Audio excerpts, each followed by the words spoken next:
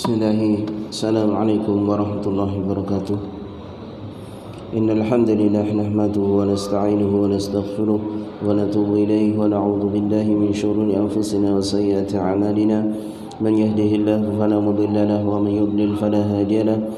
Asyhadu an la ilaha illallah wahdahu la syarika lahu wa asyhadu anna Muhammadan 'abduhu wa rasuluh sallallahu alaihi wa ala alihi wa ashabihi wa man tabi'ahum bi ihsanin ila yaumil qiyamah.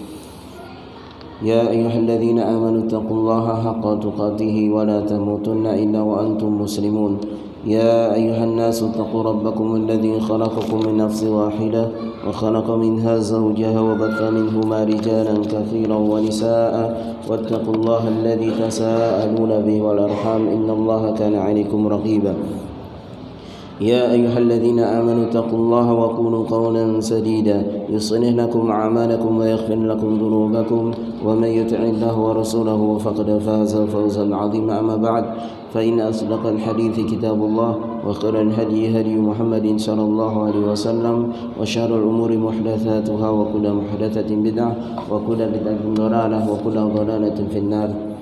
Jamaah salat Isya rahimani wa rahimakumullah yang dirahmati Allah Subhanahu wa taala dan saya cintai karena Allah Subhanahu wa taala.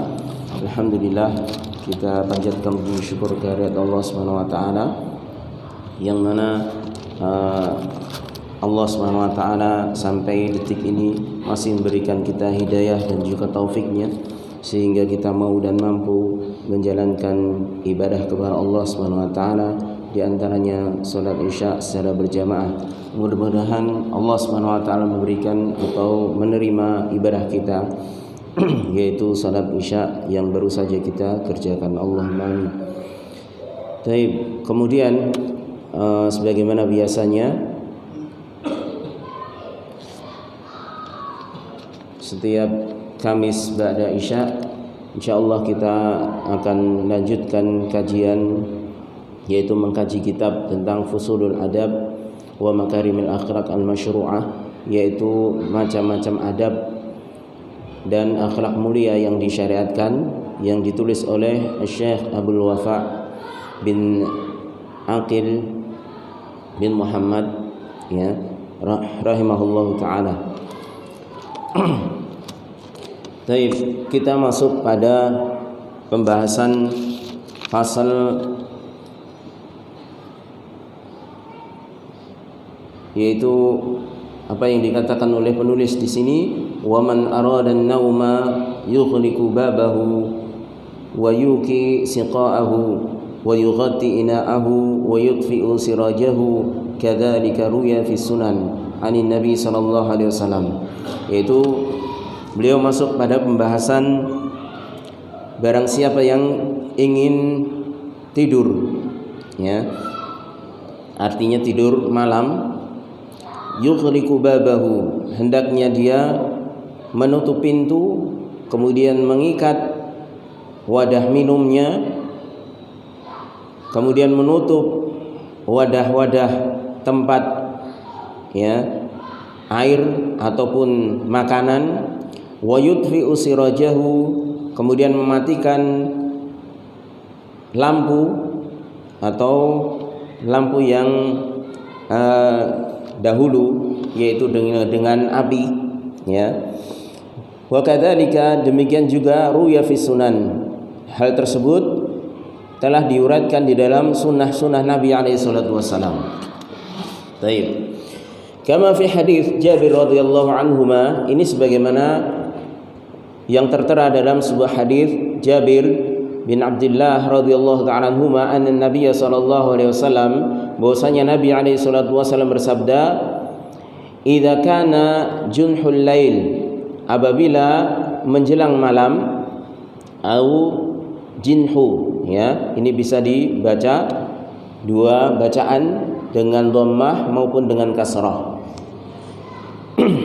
Apabila malam telah datang, au amsaitum, atau kalian berada di sore hari, artinya sore hari yang menjelang malam tersebut, faqufu sibyanakum, maka hendaknya kalian tahan anak-anak kalian, artinya anak-anak yang masih kecil ya. fa inna syayatin tantashiru hina idzin, karena para syaitan itu ketika malam menjelang, atau bahasa Jawanya kita surup ya, di waktu surup itu syaitan-syaitan sedang berkeliaran ya. Fa idza dhahaba sa'atun, dan apabila telah pergi sesaat ya, minal laili fakhalluhum ya, maka lepaskanlah mereka. Artinya anak-anak tersebut ketika menjelang malam atau awal malam, yaitu menjelang maghrib sampai sesaat di sini ditafsirkan oleh hadis yang riwayat yang lain, yaitu fahmatul isya, yaitu ketika malam itu sudah benar-benar gelap, sudah benar-benar masuk waktu isya ya. Jadi di awalnya itu yang Rasulullah SAW memerintahkan kita untuk jangan melepaskan anak-anak kecil, yaitu yang terutama yang masih bayi ya, mungkin 5 tahun ke bawah, itu yang belum diajari syariat ya, istilahnya belum diajari untuk sholat. Kalau ajari sholat kan mulai diperkenalkan umur 7 tahun ya. Jadi yang di bawah itu, yang belum tamyiz, itu hendaknya ditahan ya, itu jangan dikeluarkan dari rumah, artinya dibawa masuk ke rumah, karena syaitan pada waktu itu sedang berkeliaran dan sedang kuat-kuatnya kekuatan syaitan ya. Dan itu disebutkan oleh Ibnu Hajar dan juga Imam An-Nawawi ketika mensyarah hadis tersebut ya, karena hadis ini diriwayatkan oleh Imam Muslim dan juga Imam Bukhari ya. Dan apabila sudah masuk, artinya sudah malam itu benar-benar gelap ya, fahmatul isya, maka lepaskanlah mereka. Artinya lepaskan bukan berarti lepas di luar rumah lagi, enggak, tapi sudah di dalam rumah biarkan ya, mau bermain istilahnya enggak ada masalah ya. Tapi ketika sudah menjelang maghrib ya, waktu menjelang maghrib, aqbalal lail, itu hendaknya ditahan anak-anak tersebut, ditahan, jangan main-main ya. Mungkin diajak zikir, mungkin apa istilahnya ditunggui ya, jangan sampai keluar rumah ya, dan lain sebagainya. Kemudian kata Rasulullah SAW, fa'aghliqul abwaba, dan tutuplah pintu ya, tutup pintu, semua pintu rumah ditutup ketika waktu itu ya. Wadhkuru ismallah, dengan menyebut nama Allah. Nah, ini tujuannya agar supaya syaitan tidak masuk ya. Karena dalam hadis yang lain juga disebutkan ketika seorang itu masuk ke dalam rumah mengucapkan zikir ya, kemudian salam, dan dia masuk dengan menyebut nama Allah, maka syaitan mengatakan la mabita lana, kita enggak punya lagi atau enggak ada lagi tempat untuk bermalam ya. Itu syaitan berkata kepada teman yang lainnya. Artinya dengan menutup pintu, dengan mengucapkan nama Allah, maka sekuat apapun syaitan, maka tidak akan bisa mampu menembus pintu tersebut ya. Walaupun syaitan itu punya kekuatan, tapi ingat, kekuatan itu yang memberikan Allah SWT, dan yang menyuruh untuk menutup pintu dengan mengucapkan bismillah itu juga Allah SWT. Ini juga wahyu dari Allah SWT. Ini menunjukkan bahwasanya kekuatan apapun dari makhluk sebesar apapun itu pada hakikatnya hanyalah pemberian Allah. Dan kalau Allah menghendaki untuk menghilangkan kekuatan tersebut, melemahkan kekuatan tersebut dengan sebab yang mungkin sebab itu kita anggap sepele, tapi kalau Allah memang menghendaki hal tersebut, maka tidak ada yang bisa menembus kekuatan yang Allah SWT berikan ya.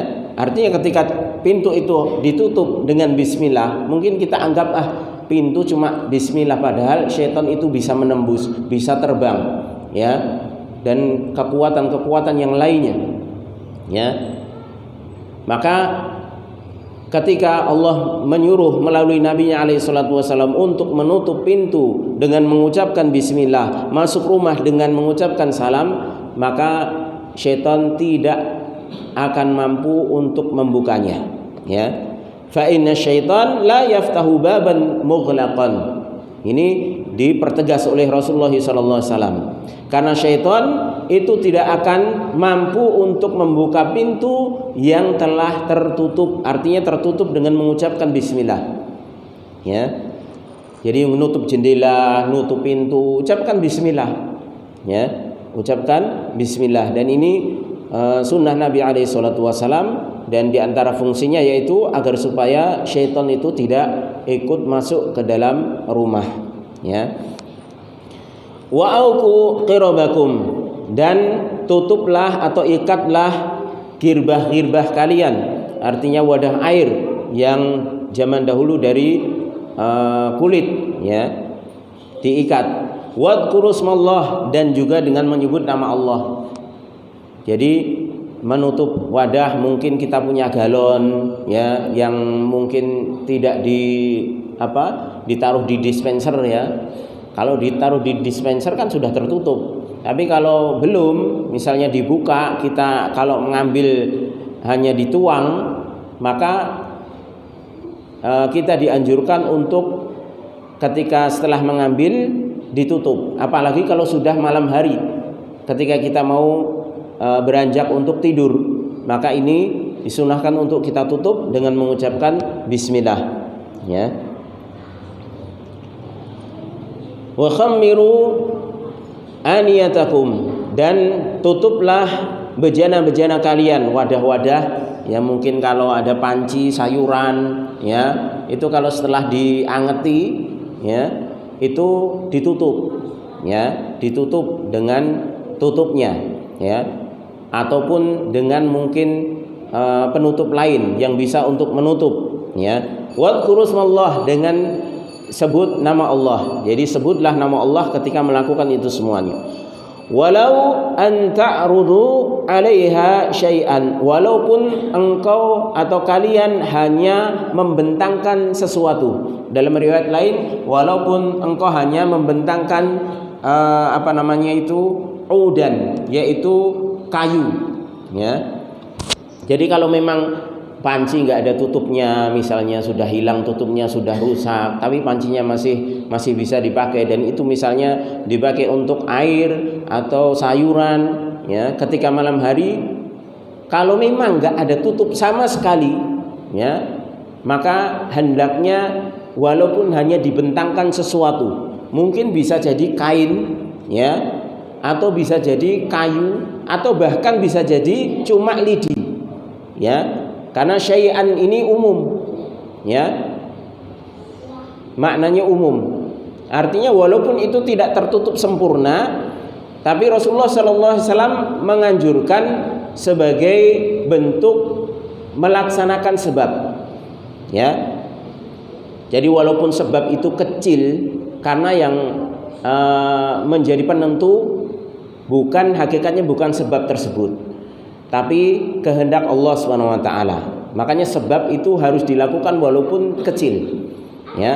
Makanya sebab itu tergantung kemampuan seseorang.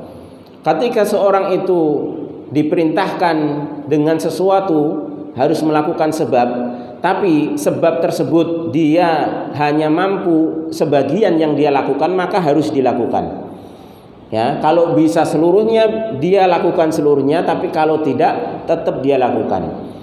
Ya, sebagaimana ketika Allah Subhanahu wa taala memerintahkan Maryam untuk ketika hamil tua, ya, hamil yang tanpa ayah, ya, istilahnya, karena memang Allah Subhanahu wa taala menciptakan Nabi Isa alaihissalam tanpa perantara ayah, ya. Maka ketika sudah hamil tua dan mengasingkan diri ingin melahirkan, dan dia sedang lemah-lemahnya berada di bawah pohon kurma, ya, maka dia tidak memiliki bekal apapun kecuali kurma tersebut. Padahal kurma itu pohonnya itu kuat, kokoh, digoyang satu orang aja nggak mampu, ya. Tapi ketika Maryam sudah lemah, dia butuh kekuatan, maka Allah SWT memerintahkan, mewahyukan untuk menggoyang kurma tersebut, pohon kurma tersebut, pangkalnya itu hanya dengan ada yang mengatakan kakinya, ya, dihentakkan, ya. Padahal itu nggak ngefek sama sekali, secara teori nggak ngefek, ya. Itu kurma itu kenceng banget, ya, pohonnya, ya. Tapi Allah tetap memerintahkan, ya, wa huzzi ilaiki bi jid'in nakhlah tusaqit 'alaiki rutaban janiyya, ya. Wa huzzi, ya, goyangkan wahai Maryam, ya, goyangkan.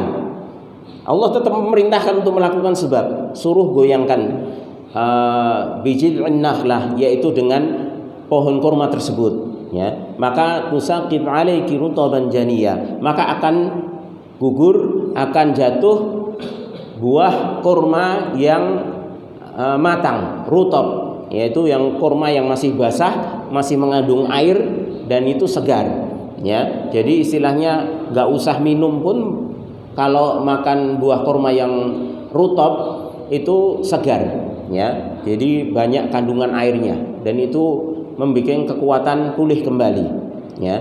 Nah itu Maryam itu disuruh untuk menggoyangkan, padahal itu sebabnya kalau secara teori nggak ngefek sama sekali, tapi Allah tetap memerintahkan untuk melakukan sebab, walaupun sebab yang dilakukan Maryam itu tidak 100%, ya, artinya sesuai kemampuan, ya, goyang kurma padahal wanita yang sudah mau melahirkan, bisa kita bayangkan bagaimana itu, ya. Kalau goyangkan istilahnya pohon yang ringan-ringan itu enak sekali, pohon talok mungkin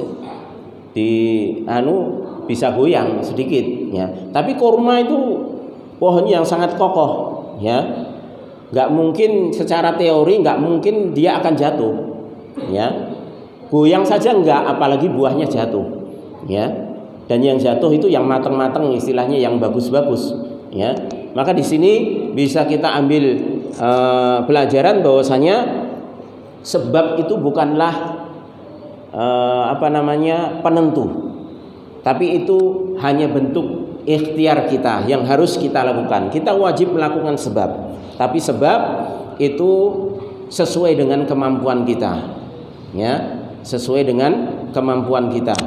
Kalau kita bisa melakukan sebab itu 100%, maka kita lakukan. Tapi kalau nggak bisa, tetap harus kita lakukan, ya, walaupun sekecil apapun, karena yang kita yakini yang akan menjadi penentu itu bukan sebab yang kita lakukan pada hakikatnya, tapi Allah Subhanahu wa taala, dan Allah menghendaki kita melakukan sebab tersebut sesuai dengan kemampuan kita. Makanya di sini Rasulullah SAW mengatakan kalau seandainya tidak ada penutup, ya, walaupun anta'rudu 'alaiha syai'an, maka walaupun kalian hanya membentangkan dengan sesuatu di atas tempat bejana tersebut, maka lakukanlah.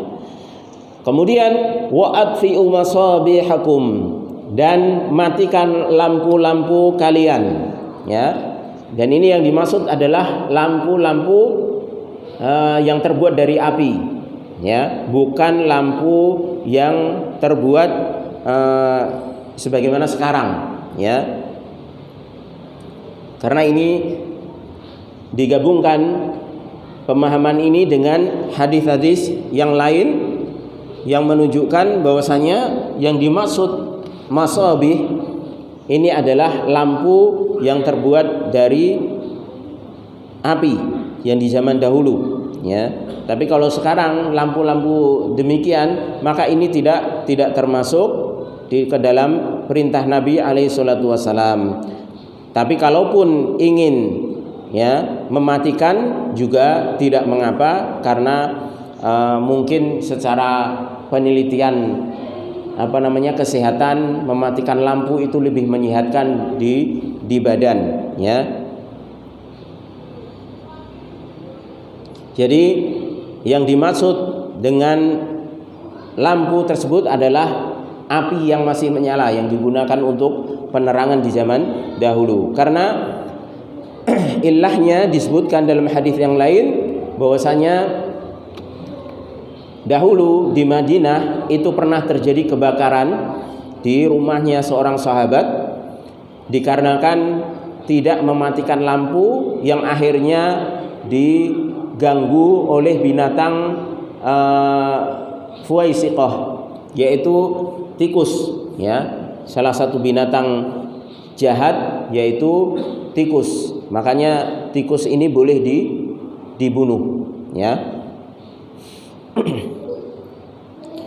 Yaitu ketika tikus itu mengganggu penghuni rumah tersebut yang tidak mematikan lampunya dengan cara ditumpahkan minyaknya tersebut sehingga berkobarlah api dan membakar rumah, ya, yang ditinggali tersebut yang tidak dimatikan lampunya, ya.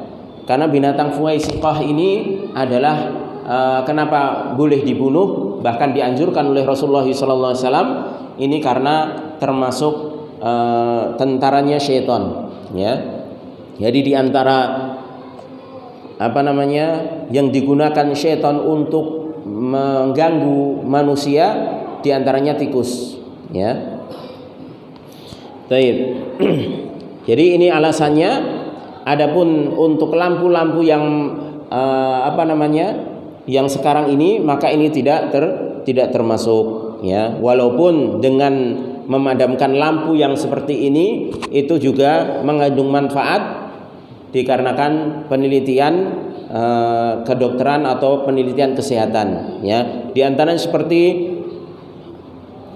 tubuh ketika tidur malam itu akan memproduksi hormon, ya, melatonin yang berfungsi untuk kekebalan tubuh. Jadi ketika kita tidur dalam keadaan posisi gelap, itu kekebalan tubuh kita itu semakin bertambah, ya, akan semakin bertambah. Ini penelitian kesehatannya seperti ini, ya. Kemudian juga lebih terlelap tidurnya, ya. Kenapa? Karena biasanya kalau mata itu terpejam tapi ada cahaya di atasnya, itu biasanya akan terganggu, ya. Seperti saya sendiri terganggu ketika lampu itu ada, kemudian saya tidur di bawahnya di malam hari, itu terganggu sekali, ya. Sulit untuk nyenyak, ya. Tapi begitu ditutup, ya, tidak silau dengan lampu, maka cepat untuk terlelap tidurnya. Kemudian juga mengurangi resiko obesitas, ya. Ini diantara faedah kesehatannya. Jadi kalau ingin diet, diantara salah satunya tidur dengan dimatikan lampunya, ya. Tidur dengan dimatikan lampunya, ya. Kemudian juga meningkatkan kinerja otak katanya, ya, dan lain sebagainya dari faedah-faedah secara kesehatan, ya.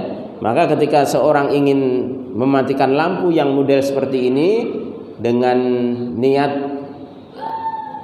ada manfaat, mengambil manfaat, ya, secara kesehatan, maka tidak dilarang, ya. Tapi yang perlu diingat bahwasanya lampu ini tidak termasuk sebagaimana dalam hadis Nabi SAW. Artinya kalau ingin dinyalakan juga nggak ada masalah dan tidak masuk pada larangan hadis ini, ya. Karena hadis ini larangannya adalah lampu yang terbuat dari api, ya. Misalnya minyak, kemudian atau lilin misalnya seperti itu, ya. Jadi kalau pas gelangan kita nyalakan lilin, kalau kita mau tidur hendaknya dimatikan,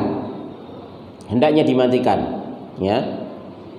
lilin tersebut dimatikan. Nanti kalau misalnya wah anak-anak nanti kalau tidur di kegelapan nangis misalnya, nyalakan, mungkin bisa dengan alat bantu lainnya, senter atau yang senter di HP itu bisa, ya, atau yang lainnya, alat-alat yang tidak terbuat dari api, ya. Baik, walihadzal hadits qala ba'dul ulama, dan hadis ini berkata sebagian para ulama, yustahabbu an yu'ta bil basmalah inda kulli amrin muhimmin ma lam yaridid dalilu ala adamil ityani bil basmalah. Mathalan ka bidayatil adhan lam yarid 'anil nabi sallallahu alaihi wasallam annahu samma aw annahu amara bidzalik aw arsyada ilaihi ila akhir.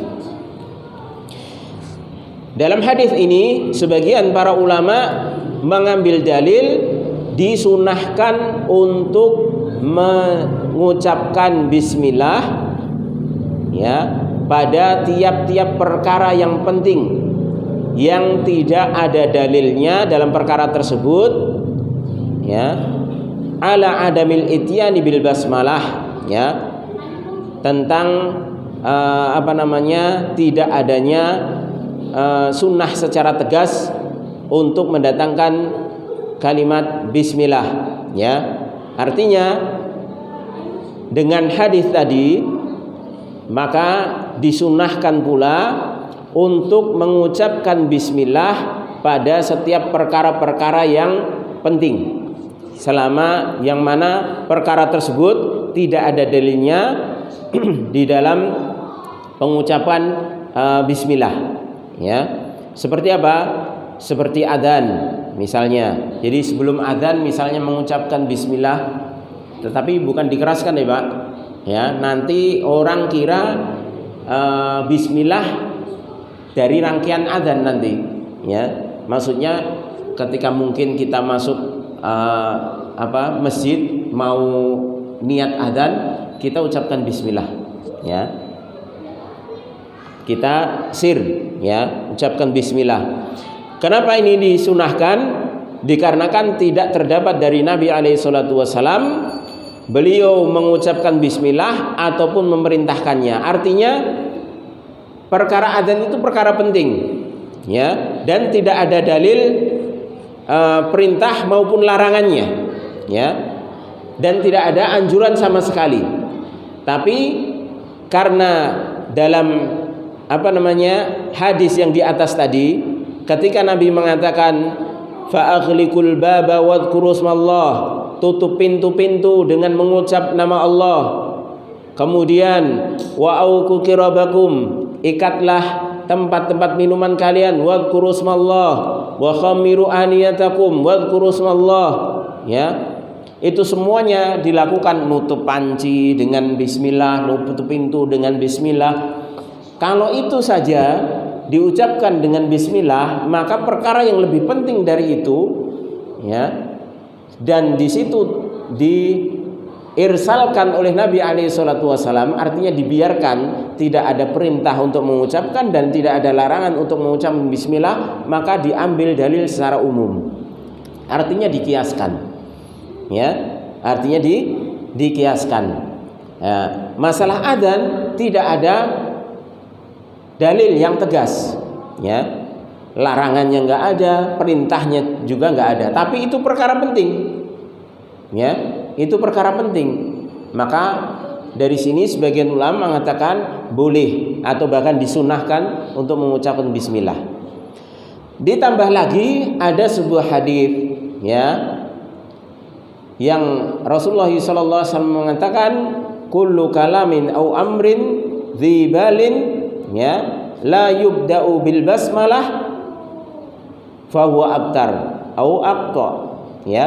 Setiap ucapan ataupun perkara yang dzibalin, yaitu yang memiliki keagungan, artinya memiliki suatu kedudukan penting perkara tersebut, ucapan ataupun perkara yang penting, la yubda'u bil basmalah, tidak diawali dengan bismillah, ya, ingin mengucapkan sesuatu yang penting, ingin melakukan sesuatu yang penting, tidak dimulai dengan bismillah, fahuwa abtar, maka dia terputus. Dalam riwayat lain abta, ya, sama.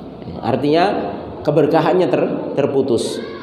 Walaupun hadis ini sebagian ulama mengatakan dhaif, ya, tapi seperti Imam An-Nawawi, Ibnu Hajar, ya, ini menganggap hadis ini bisa dipakai, ya.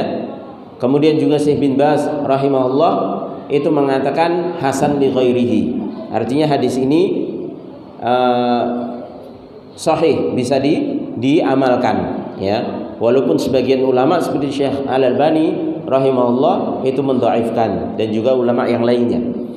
Ala kulli hal, ya, sepakat para ulama bahwasanya makna hadis ini maknanya benar, artinya bisa dipakai. Makanya kebanyakan para ulama menyandarkan tentang keutamaan memulai suatu perkara yang penting dengan bismillah itu dengan hadis ini.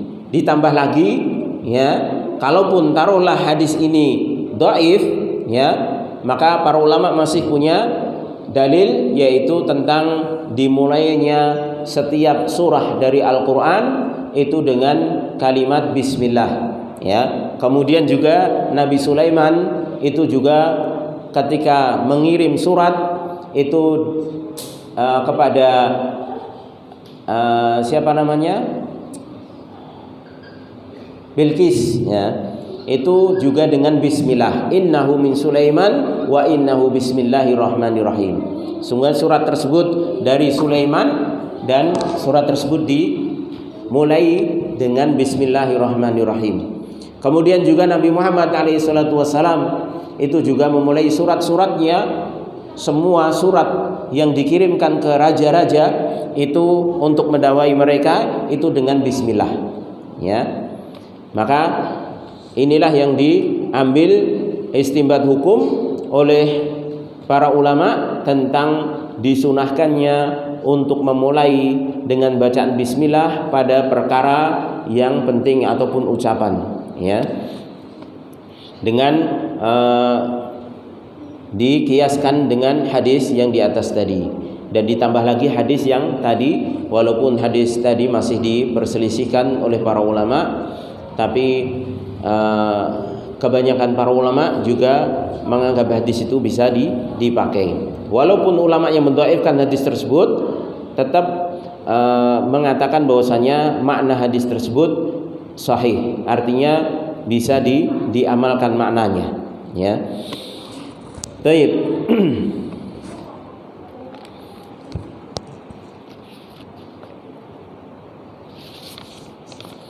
Kemudian qala rahimahullahu taala, selesai tentang pembahasan tadi, yaitu adab ketika menjelang malam, ya. Jadi menahan anak-anak agar supaya tidak diganggu oleh syaitan, karena ini jelas peringatan Nabi alaihi salatu wasalam, karena bisa jadi anak tersebut nantinya dirasuki oleh syaitan, ya, atau yang kita sebut dengan kerasukan, ya. Ini bisa jadi anak kerasukan syaitan, ya, sehingga mungkin nangis terus, ya, atau yang lainnya tidak tenang, tidak sebagaimana biasanya, ya. Karena ini diakibatkan ketika seorang meremehkan adab tersebut, yaitu membiarkan anak-anaknya terutama yang masih kecil, ya, masih bayi, itu berada di luar rumah ketika menjelang malam, ya. Maka ini hendaknya diperhatikan, ya. Baik. Kemudian penulis mengatakan wa kariha Ahmadu radhiyallahu anhu, ya. Ini beliau menggunakan kalimat radhiyallahu anhu, walaupun yang paling tepat hendaknya rahimahullah, ya. Ini maksudnya Imam Ahmad, ya. Karena yang para ulama ketika menggunakan radhiyallahu anhu itu biasanya untuk para sahabat, ya. Baik. Wa kariha Ahmad radhiyallahu anhu ghasl al-yadi lit-ta'ami wa qad warada fil khabar ghasl al-yadi lahu wa la'allahu ma sahha 'inda Ahmad radhiyallahu anhu.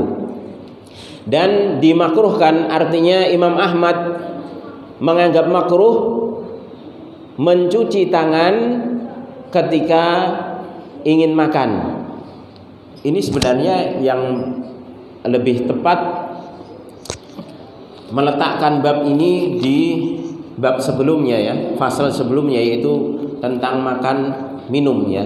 Tapi wallahu alam, ini di sini muallif setelah membahas perkara yang lain ya, kemudian kembali lagi membahas tentang masalah adab makan, adab sebelum makan, yang mungkin kita husnudzon sama penulis di sini, mungkin waktu menulis lupa, baru terbetik di ya ingatannya, kemudian setelah itu beliau bahas lagi ya. Jadi beliau mengatakan bahwasanya Imam Ahmad memakruhkan mencuci tangan sebelum makan.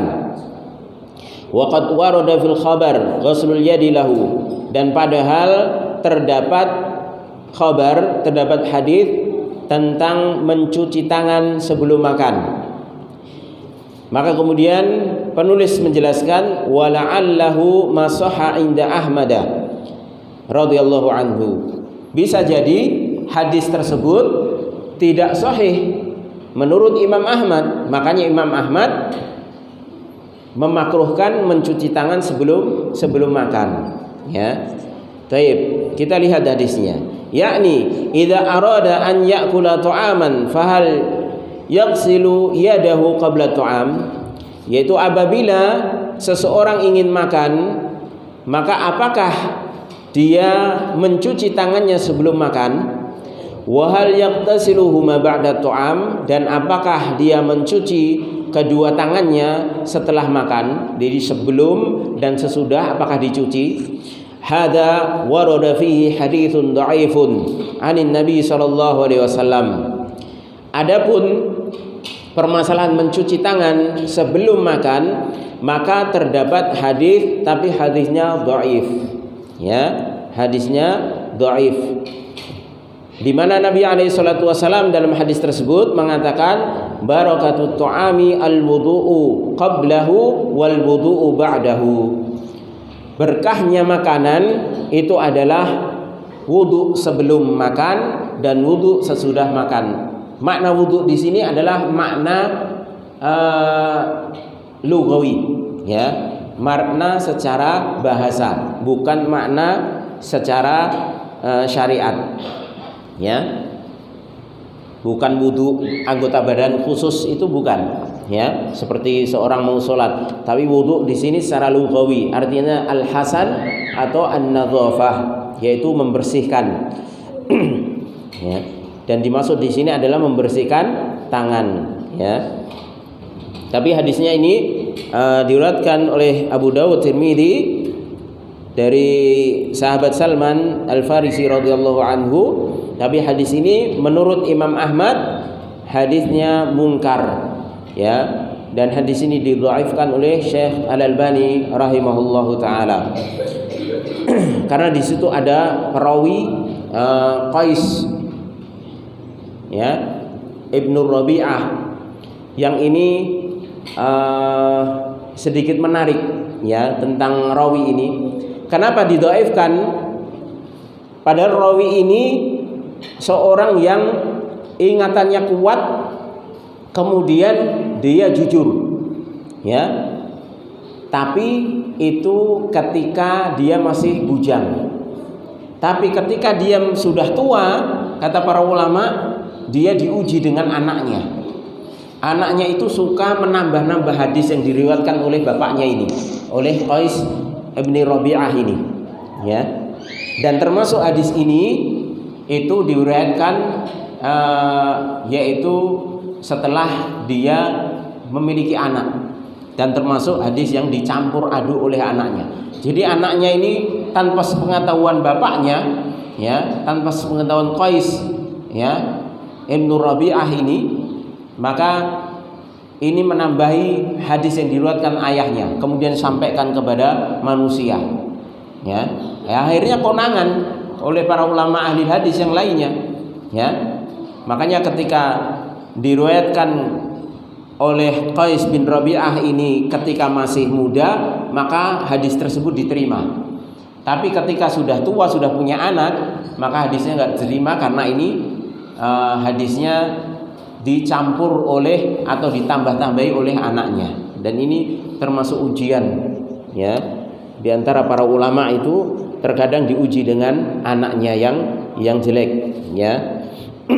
Suka memalsukan, artinya menambah-nambahi hadis, ya, sehingga hadisnya tidak diambil oleh ulama lain. Walaupun para ulama lain tidak mengatakan Qais ibnu Rabi'ah ini orang yang istilahnya kayak perawi yang ditolak. Yang lainnya seperti kalau perawi sudah dhaif, misalnya dikatakan perawi ini suka dusta, ya, misalnya tidak bisa dipercaya dan lain sebagainya, itu enggak, ya. Qais bin Rabi'ah ini tetap orangnya dikatakan saduq, tetap dikatakan terpercaya, ya, tetap dikatakan amanah, ya. Tapi karena anaknya ini yang kurang ajar istilahnya, ya, suka menambahi hadis-hadis yang diriwayatkan oleh ayahnya, maka para ulama demi menjaga kemurnian agama Islam ini tidak diambil hadisnya dari Qais bin Rabi'ah, walaupun beliau tidak dikatakan pendusta oleh para ulama, tetap dikatakan beliau adalah saduq, yaitu orang yang terpercaya, ya. Baik. Maka hadis tentang mencuci tangan sebelum makan itu hadisnya dhaif. Tapi ini dikecualikan ketika seseorang itu ingin makan dalam keadaan junub. Karena ada hadis lain dan diriwayatkan oleh Imam An-Nasa'i dari Aisyah radhiyallahu taala anhuma, ya, bahwasanya Nabi itu ketika junub ingin tidur, beliau wudu dahulu. Dan kalau beliau alaihi salatu wasallam ingin makan dalam kondisi tetap junub tersebut, beliau cuci tangan. Ya, beliau cuci tangan. Maka ini dikecualikan. Jadi kalau tidak junub maka tidak disunahkan. Bahkan sebagian ulama memakruhkan kalau cuci tangan sebelum makan, ya. Selama tangan itu bersih loh, ya. Selama tangan itu bersih artinya. Tapi kalau tangan itu habis ngaduk semen, ya, kemudian kena kotor, ya harus cuci tangan, ya, cuci tangan. Tapi bukan karena itu sunnah mencuci tangan sebelum makan, bukan, tapi karena kotornya itu tadi. Yang sunnah itu ketika junub. Ketika kondisi seseorang junub ingin tidur, disunahkan wudu. Syekh Albani mengatakan minimalnya tayamum kalau ingin tidur dan kondisi junub, minimalnya tayamum, ya. Kalau malas untuk pergi ke kamar mandi, ya, ke keran untuk wudu setelah junub, maka minimalnya tayamum. Kalau untuk mau makan maka cuci tangan, ya. Habis junub kok lapar, ya, ini biasanya kan, ya, maka cuci tangan, ini sunnahnya, ya. Dan ini kita sendiri tahu sendirilah alasannya, ilahnya, hikmahnya itu, ya. Jenenge bar gelut nggih, ya. Baik. Jadi dikecualikan untuk yang junub tadi cuci tangan sebelum makan. Wa ala hadza naqul, kemudian atas dasar ini kami katakan inna hadza la yakhlu min amrayn. Maka untuk masalah ini, yaitu masalah mencuci tangan ini sebelum makan, maka kita katakan ini tidak lepas dari dua perkara.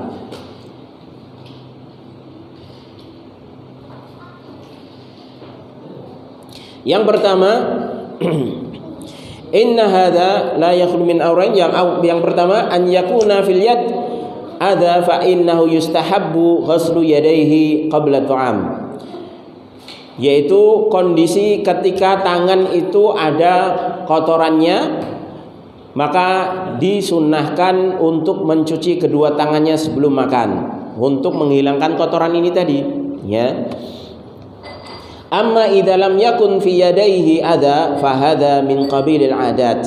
Maka adapun ketika kedua tangannya itu tidak ada kotorannya, ya, maka ini ketika mencuci tangan itu maka dibolehkan, fa fi'luhu jaizun, karena ini apa? Min qabilil adat. Ini tergantung adatnya bagaimana, ya. Kalau adat di tempat tersebut dengan cuci tangan, ya cuci tangan, ya. Ini hanya sekedar adat saja dan ini boleh dilakukan. Jadi walaupun bersih, ya, tapi ini enggak sunnah, ya, cuman adat saja. Kalau adatnya memang cuci tangan terlebih dahulu, ya sudah cuci tangan, dan ini boleh, ya. Wa ba'da ta'am, dan adapun setelah makan, ya, idza kana fi yadayhi adza, apabila di kedua tangannya tersebut setelah makan itu ada tersisa, masih ada kotorannya, min dusumatin, seperti ada lemaknya, ya, habis terkena lemak, mungkin habis makan daging, ya, yang ada lemaknya, ya, kita makannya dengan tangan misalnya, wa nahwi dzalik, dan sejenisnya yang membuat tangan itu kotor, fa innahu yustahabbu an yaghsilahuma, maka dicuci, ya, disunahkan untuk mencuci kedua tangan tersebut. Ini kalau memang ada sisa-sisa, artinya bukan sisa, ya, nanti karena ada pembahasan yaitu untuk dijilati terlebih dahulu, yaitu masih ada kotoran yang menempel, mungkin lemak-lemak menempel, ya. Wa yalulu li hadza hadis Ibnu Abbas radhiyallahu anhu ma anna Nabiy sallallahu alaihi wasallam syariba labanan thumma tamadmada. Dan menunjukkan akan hal ini yaitu hadis dari Ibnu Abbas radhiyallahu anhuma bahwasanya Nabi alaihi salatu wasallam pernah minum susu kemudian berkumur-kumur. Wa qala, kemudian Nabi bersabda, innalahu dasman, sesungguhnya di dalam susu tersebut terkandung lemak. Artinya beliau membersihkan sisa lemak dari susu tersebut yang ada di mulut beliau alaihi salatu wasalam dengan berkumur. Hadis ini diriwayatkan oleh Imam Bukhari dan Muslim. Huna 'allala Nabi sallallahu alaihi wasallam bi'illatin. Di sini Nabi memberikan alasan dengan satu alasan kenapa Nabi berkumur, ya, dengan mengatakan innalahu dasman, karena sesungguhnya di susu tersebut mengandung lemak sehingga menempel di mulut beliau alaihi salatu wasallam setelah minum susu, ya. Wa yadullu dzalika ala annahu idza kana hunaka dusumatan wa nahwa dzalik fa innahu yundhafu. Maka dari sini menunjukkan bahwasanya apabila di sana ada lemak atau yang sejenisnya, maka hendaknya yundhaf, yaitu dibersihkan, ya, termasuk tangan, ya, bukan hanya mulut saja. Kalau mulut saja dibersihkan, apalagi tangan, ya. Maka kalau mulut itu biasanya kan sisanya pun bisa tertelan, ya. Maka kalau secara akal harusnya kalau mulut itu tidak dibersihkan nggak ada masalah, ya, karena akan tertelan dengan sendirinya. Berbeda dengan tangan, ya, dengan tangan. Maka kalau mulut saja itu dibersihkan, maka tangan itu lebih lagi, ya. Ditambah lagi nanti akan ada hadis yang lainnya. Wa yustahabbu idza akala tu'aman, dan disunahkan apabila makan seseorang makan, anyal aqyadahu, hendaknya dia menjilati tangannya qabla an yaghsilaha aw yamsahaha, sebelum dia mencuci tangannya, ya, atau mengusap tangannya tersebut. Artinya sebelum tangannya diusap mungkin dengan tisu, ya, kalau nggak ada cuci tangan biasanya dengan tisu, ya, atau yang lainnya. Maka sebelum itu, setelah selesai makan, maka hendaknya disunahkan untuk dijilati. Wa hadza huwal mustahab, dan ini yang sunnah. Dalam sebuah hadis yang diriwayatkan oleh Imam Muslim, Nabi alaihi salatu wasallam, ya, pernah memerintahkan amaro bilaqil asabi' wasahfah, yaitu Nabi memerintahkan untuk menjilati jari-jari tangan yang digunakan untuk makan, dan juga sohfah. Sohfah itu kalau kita mungkin piring, ya, yaitu wadah tempat makan yang kita gunakan. Setelah selesai tangan dijilati, piring juga dijilati. Ya. Wa qala, kemudian setelah memerintahkan tersebut Nabi bersabda, innakum la tadruna fi ayyihil barakah, sesungguhnya kalian tidak mengetahui di manakah berkah itu berada. Bisa jadi berkah makanan itu di sisa-sisa yang menempel di jari jemari kita atau yang menempel di piring kita, ya. Makanya Rasulullah SAW untuk memerintahkan untuk menjilati tangan, jari jemari yang digunakan untuk makan ataupun wadah piringnya, ya. Dan berkah ini sangat bermanfaat. Kalau seseorang mendapatkan berkah makan, ya, itu dikatakan para ulama di antara fungsinya, di samping dia juga mungkin kenyang, ya, merasa cukup dengan makanan tersebut, walaupun terkadang makanan tersebut sedikit, tapi kalau berkah Allah berikan rasa kenyang, ya. Kemudian juga bermanfaat, ya. Mungkin hanya sekedar tahu tempe, ya, yang lain makan daging, tapi ketika daging itu nggak berkah, bisa jadi nggak membuat badan itu sehat, ya. Tahu tempe, ya, lauknya sederhana, tapi kalau dimakan dengan adab perintah-perintah Rasulullah SAW yang berkaitan dengan makan, setelah makan itu dilaksanakan, maka berkahnya itu akan menjadikan bermanfaat pada tubuh kita, ya, dan tidak bermadharat, ya. Di antara berkah yaitu makanan tersebut tidak bermadharat bagi tubuh kita, ya. Tidak menjadikan kita diabetes, ya, obesitas, ya, terlalu kegemukan dan lain sebagainya dari hal-hal yang membuat kita kesusahan di dalam menjalani hidup ini, dikarenakan tubuh kita penuh dengan penyakit. Ini di antara salah satunya dikarenakan tidak berkahnya makanan yang kita makan, ya. Atau ketika kita makan, yaitu tidak mengindahkan, memperhatikan adab-adab yang disunnahkan oleh Rasulullah SAW. Di antaranya menjilat sisa makanan yang menempel di jari jemari ataupun di piring. Gak usah malu, kita tamu, ya, itu sunnah, ya, itu ajaran dari Nabi kita SAW. Kita misalnya tamu, ya, taruhlah kita tamu, mungkin tamu di tempat pejabat ataupun di tempat orang non muslim, mungkin misalnya kita disuguhi dengan makan misalnya, ya, kita pakai tangan, ya, maka kita jilati setelah makan, ya, setelah makan kita jilati, nggak ada masalah.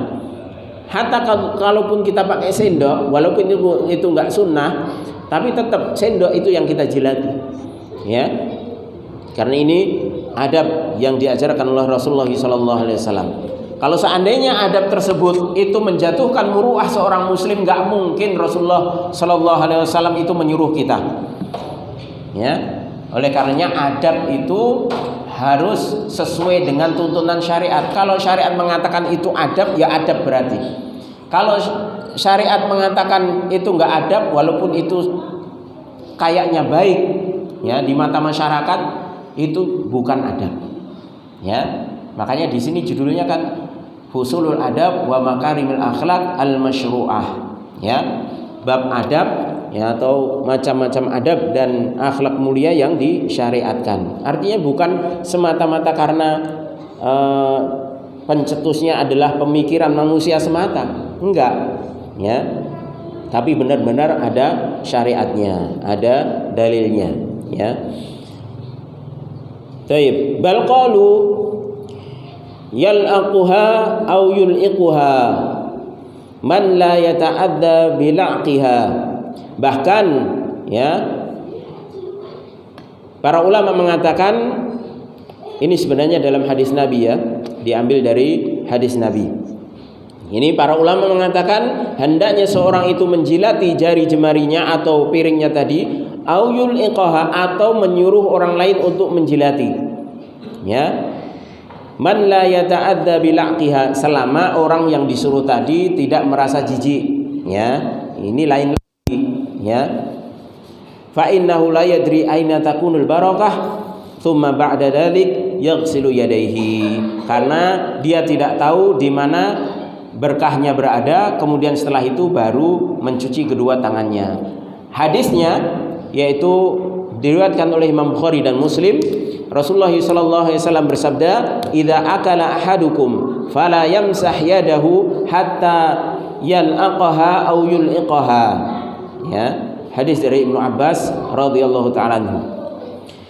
Rasulullah bersabda, apabila salah seorang di antara kalian makan, fala yamsah yadahu, maka janganlah dia usap atau cuci tangannya terlebih dahulu, hatta yal'aqaha, sehingga dia jilati jari jemarinya tersebut, au yul'iqaha, atau dia jilatkan ya kepada orang lain, tentunya dengan catatan itu tadi ya, ojo dipaksa kancane moh dipaksa ya. Ini biasanya bisa dipraktekkan ke siapa? Istri kita atau istri ke kita ya, atau anak kita ya. Mungkin anak kita yang masih kecil ini dilatih ya, habis makan bareng ya, pakai jari ya, jari-jari tangan, kemudian kita jilati sendiri atau dijilatkan ya. Kalau sama istri ini bisa untuk memupuk romantisme ya, ini ya. Kalau sama istri kan nggak mungkin toh meh gilo ya. Namanya sudah suami istri ya. Beda kalau dengan teman ya, lain lagi ya. Tapi kalau memang temannya itu mau ya nggak ada masalah. Itu bukan hal tercela, itu bahkan sunnah ya. Ingat, ini sunnah. Jadi bukan barometernya itu kok wah piye ya kok kaya gilani kaya ngono. Nek gila ya wis ora usah dilakoni, tapi jangan mencela, jangan mengatakan ini sunnah enggak mutu, jangan. Ya. Tetap ini sunnah. Ya. Adapun enggak mau melakukan karena mungkin merasa risih, enggak ada masalah. Ya. Enggak ada masalah. Ya. Sama ketika Rasulullah mengatakan apabila dzubab, yaitu lalat itu jatuh di tempat minuman kalian ya, yang cair ya, kemudian celupkanlah ya, kata Rasulullah suruh celupkan. Setelah itu baru angkat, buang lalatnya, karena di satu sayap itu ada racun, satunya ada obatnya ya. Adapun dia mau minum bekas itu atau tidak terserah, nggak ada masalah ya. Tapi jangan celah sunnahnya. Itu sunnah kok jorok men, jangan celah seperti itu ya. Mau minum bekas lalat tadi yang kecemplung atau tidak, nggak ada masalah ya. ada yang mungkin merasa risih, jijik dan lain sebagainya, tapi bukan karena jijik terhadap sunnahnya. Ingat, ya, sunnah tetap sunnah, ya. Yang ketika seorang melakukan, dia akan mendapatkan pahala yang besar, ya, di sisi Allah Subhanahu wa taala. Maka termasuk ini menjilat bekas tangan yang dipakai setelah makan, maka ini sunnah Nabi alaihi salatu wasalam, bahkan ditegaskan langsung oleh beliau alaihi salatu wasalam. Bahkan dalam riwayat lain, dalam riwayat At-Tabrani, ya, itu dijelaskan tentang bagaimana cara untuk menjilat, ya, di mana dalam sebuah hadis, ya, yang diriwayatkan oleh sahabat Ka'ab bin Ujrah, ya, yang diriwayatkan oleh Imam At-Tabrani dalam Al-Awsat, ra'aitu Rasulullah sallallahu alaihi wasallam, aku melihat Rasulullah sallallahu alaihi wasallam ya'kulu bi asabi'ihi ats-tsalath. Aku melihat Rasulullah sallallahu alaihi wasallam itu makan dengan jari jemarinya yang 3, ya, 3 jari jemari, bil ibham, ya, jempol, wallati taliha wal wusta, kemudian setelahnya dan yang tengah. Jadi seperti ini, ya. Tsumma ra'aituhu yal'aqu asabi'ahu ats-tsalatsa. Kemudian aku pun melihat beliau setelah selesai makan itu menjilati jari jemarinya yang 3 tadi, qabla an yamsahaha, sebelum beliau mencucinya atau mengusap atau mengelap tangannya tadi. Al-wusta, yang pertama beliau lakukan, yang beliau jilat, yaitu yang tengah terlebih dahulu, yang tengah, ya. Tsumma allati taliha, kemudian setelahnya yaitu sababah, ya. Tsummal ibham, kemudian jempolnya, ya, kemudian yang jempolnya. Jadi masya Allah, sampai dalam masalah yang kayaknya sepele, menjilati tangan, itu Rasulullah itu mencontohkan caranya, ya, mencontohkan caranya. Jadi yang tengah terlebih dahulu, kemudian jari telunjuknya, kemudian baru jempolnya, ya. Ini para ulama ada yang mencoba untuk mencari alasan kenapa kok yang tengah terlebih dahulu. Di antara mereka ada yang mengatakan karena yang tengah ini yang paling panjang, yang nyentuh makanan pertama kali ini, ya. Ada yang mengatakan juga karena nanti akan diurutkan dengan yang paling kanan, ya, ketika ditinjau dari orang yang makan. Jadi ketika orang makan kan seperti ini, ketika dijilat dari sini kemudian berpindah ke sebelah kanannya, kemudian sebelah kanannya, ya. Jadi ini sunnah Nabi alaihi salatu wasalam.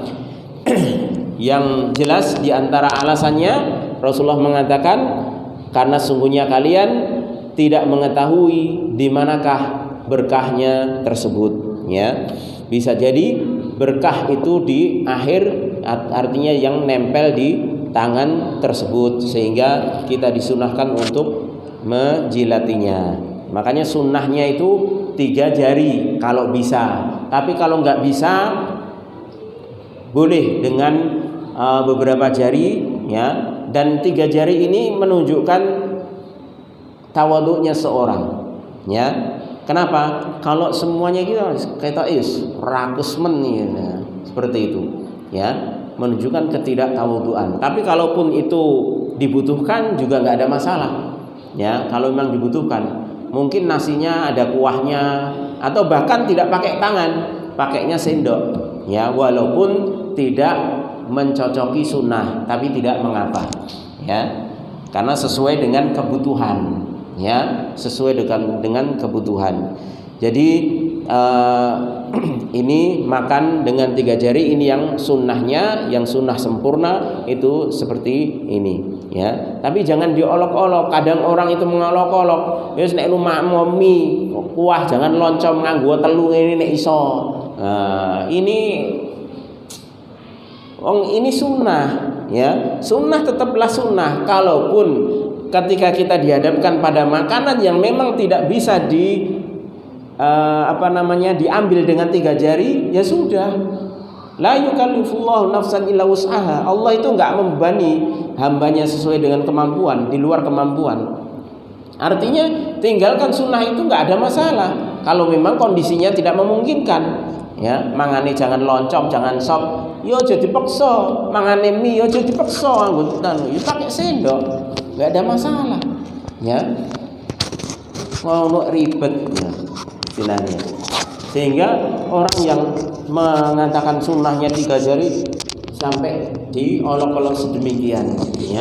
Saya pernah lihat itu orang seperti ini ya. Nah itu memang sunnah ya, coba nganggo mamu jangan loncom ngono apa mie nganti sesuk rantai. Masya Allah ya. Ini mengolok-olok namanya ya.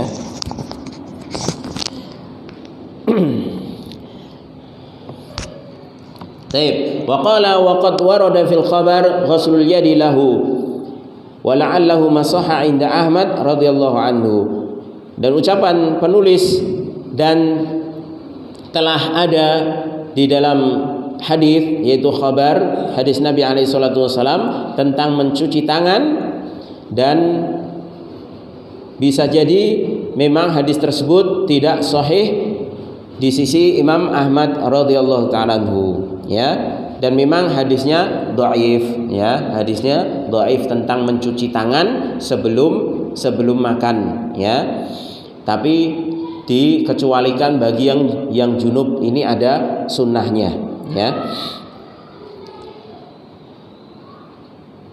Tayyib. Kama taqaddam ma yurwa 'ani Nabi sallallahu alaihi wasallam fi hadis Salman, barakatu tu'am al-wudu' qablahu wal wudu' ba'dahu. Ini sebagaimana hadis yang telah lalu dari Salman Al-Farisi, tapi hadisnya sekali lagi hadisnya dhaif. Wallahu a'lam bishawab ya.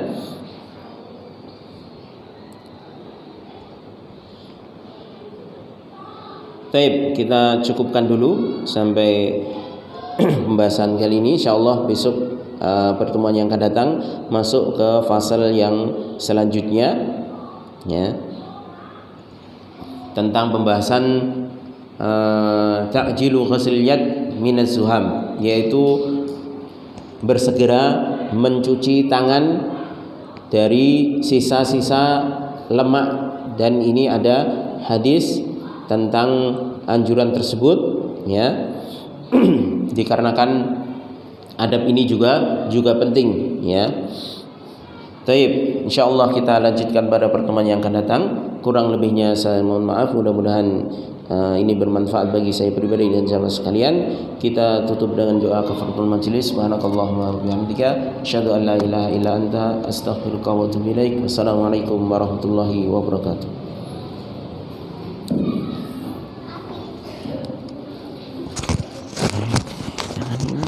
Ini punya Ami.